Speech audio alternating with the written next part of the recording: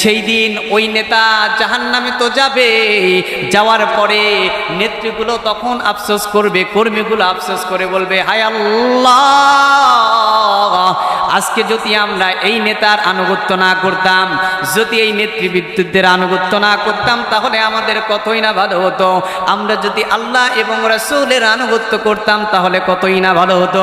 সেই মেসেজটুকু আল্লাহ রাব্বুল আলামিন কোরআনুল কারীমে 33 নম্বর সূরা আহজাবের 66, 67, 68 নম্বর আয়াতে আল্লাহ তাআলা জানিয়ে দিলেন, ইয়াউমা তুকাল্লাবু উজুহুহুম ফিন্নারি ইয়াকুলুনা ইয়া লাইতানা আতা'না আল্লাহ ওয়া আতা'নার রাসূল।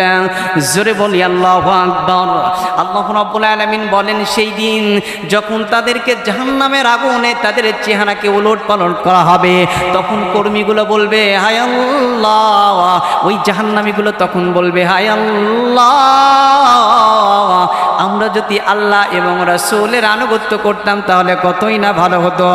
শুধু তাই নয়, যেই সমস্ত নেতার কর্মীগুলো ছিল, কর্মীগুলো তখন আফসোস করবে আর বলবে, যেই নেতার পিছনে আজ কর্মীগুলো আপনি দৌড়াচ্ছেন, দুনিয়ার ক্ষমতার পিছনে পাগল হচ্ছেন, আল্লাহর দিকে ধাবিত না হয়ে সেই নেতার পিছনে দৌড়াচ্ছেন, যেই নেতা ইসলাম বিদ্বেষী, যেই নেতা ইসলামের আইন মানে না, ইসলামকে সাপোর্ট করে না, সেই নেতার পিছনে আপনি দৌড়াচ্ছেন। আমাদের বাংলার জমিনে আছে না নাই?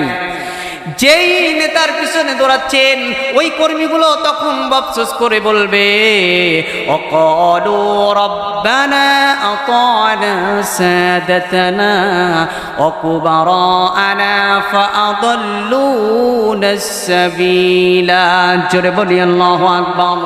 তখন ওই কর্মীগুলো বলবে, হায় আল্লাহ, আমরা আমাদের এই নেতৃত্ব যারা দিয়েছিল, এই নেতার পিছনে আমরা সাপোর্ট করেছিলাম, অথচ তোমার দিনের যারা রাহবার ছিল, দিনের যারা বার্তা দিত, আমরা তাদের অনুসারী ছিলাম না, আমরা এই নেতার পিছনে দৌড়াচ্ছিলাম, এই নেতা আমাদেরকে পথভ্রষ্ট করেছে, এই নেতার গাইডলাইন ফলো করেছিলাম, এজন্য আজকে আমাদের এই হাল দশা হয়েছে।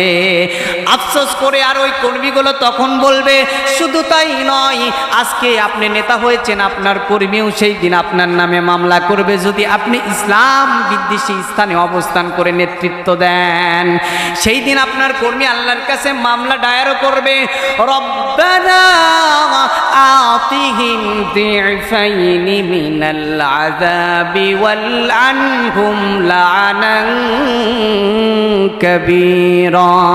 জোরে বলি আল্লাহু আকবার।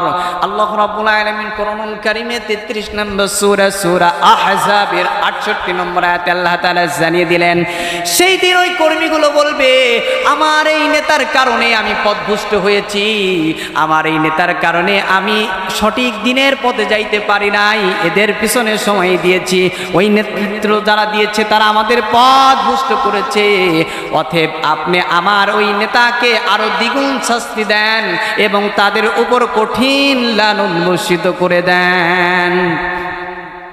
সম্মানিত বন্ধুগণ, এইখান থেকে বুঝতে হবে, আজকে আপনি নেতৃত্ব দিচ্ছেন, নেতার চেয়ার নিয়ে বসেছেন, আপনার নেতৃত্ব যদি ইসলাম বিদ্বেষী হয়, আপনার কর্মীও আপনাকে ছাড় দিবে না, আপনার কর্মীও আপনার নামে মামলা দায়ের করবে। এই জন্য আল্লাহর মেসেজ কখনো ভুল হবে না।